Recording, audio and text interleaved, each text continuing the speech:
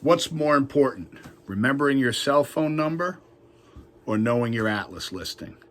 If someone needed your cell phone, they said, hey, I want to call you sometime, and you happen to forget it, there's really no detrimenting effect on your life. There's other ways to get in touch. You'll catch up later. You're not going to lose quality of life over that. But your Atlas, this baby right here, is a whole other story. Where you see this little hole is right where your brain stem goes through. This is the first bone in your neck. It sits right up top here. It's what holds your head on. If you see people with a head tilt, it tells me that that bone is riding up and putting pressure right on the brainstem. They say there's over 450 million nerve fibers that pass through this little canal right here. And every single one of us has this right here.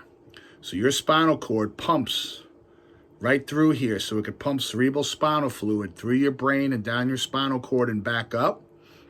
And there's over 450 million nerve fibers right here. That goes everything from your big toe, down your legs, your heart, liver, kidneys, you name it. It's found right here in the Atlas. Now, when we talk about an Atlas listing, I'll go speak at seminars and doctors will say, hey, can you adjust me? And I'll say, what's your Atlas listing? And they'll tell me. They'll say ASL, ASR, AI, okay? There's different code words and letters that we use to describe the direction this is going.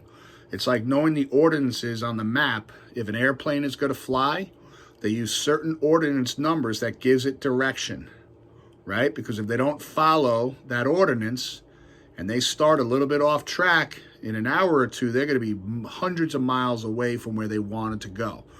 So when we know your Atlas listing, it tells us a lot about the individual. Now, a lot of times I could suspect through experience things that could be going wrong, perhaps symptoms and things people are having through the listing. That's a whole other story.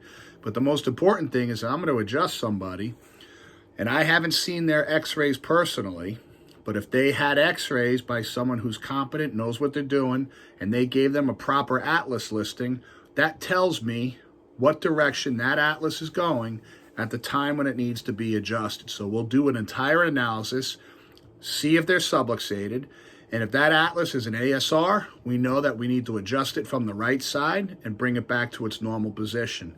ASL, ASLA, ASRP, there's a lot of different variations that this baby can move. It moves three-dimensionally, and when it locks in place, it stays there, and it takes an adjustive force, specific and scientific, to free it up with the right vectors to put it back in place where it needs to be so it could be clear, right? So this stream of life could pump through here to its fullest potential, and your body could heal and maximize itself and adapt to stress better. So what's your Atlas listing is one of the most important things a family can know for their children. I know all my children's Atlas listings off the top of my head. I know my spouse's Atlas listing.